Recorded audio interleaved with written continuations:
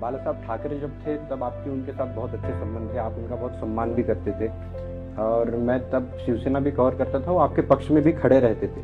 आप अब विरासत की बात कर रहे हैं, तो सवाल ये है कि क्या उद्धव ठाकरे को आप बाला साहब ठाकरे का विरासत का उत्तराधिकारी मानते हैं या नहीं? दो चीजें हैं, वो बायोलॉजिकली तो उनके बेटे है ही है,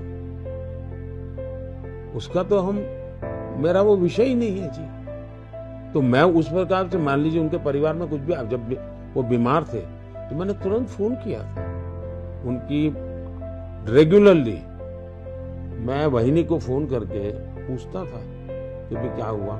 वो ऑपरेशन करने से पहले मुझे फोन किया कि बोले भाई आपका भाई साहब क्या सुझाव है। मैंने कहा भाई देखिए पहले ऑपरेशन करा लीजिए, आप बाकी चिंता छोड़ दीजिए, शरीर को पहले क्या कीजिए। तो बाला साहब के बेटे के नाते तो मैं उनका मान सम्मान करूंगा ही करूंगा भाई, वो मेरे दुश्मन नहीं है। और कल मुसीबत होगी तो मैं पहला व्यक्ति हूं जो उनकी मदद करूंगा परिवार के नाते। जहां तक बाला साहब ठाकरे के विचार है मैं उनके लिए जीऊंगा।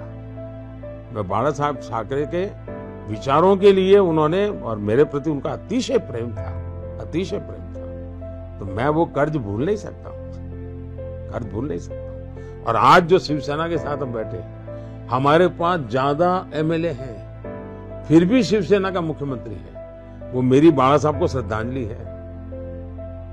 हम पिछले चुनाव में आमने सामने लड़े थे, लेकिन उस चुनाव में मैंने एक शब्द बाला साहब के लिए नहीं बोला था और मैंने पब्लिकली कहा था कि मुझे उद्धव जी कितनी ही गालियां दें लेकिन मैं नहीं बोलूंगा, क्योंकि मैं बाला साहब के प्रति मेरी श्रद्धा है और इसलिए उनकी पारिवारिक क्या समस्या है वो मेरा विषय नहीं है। मैं बाला साहब को आदर करता हूं और भगवान करे मैं जीवन भर उनका आदर करता रहूं।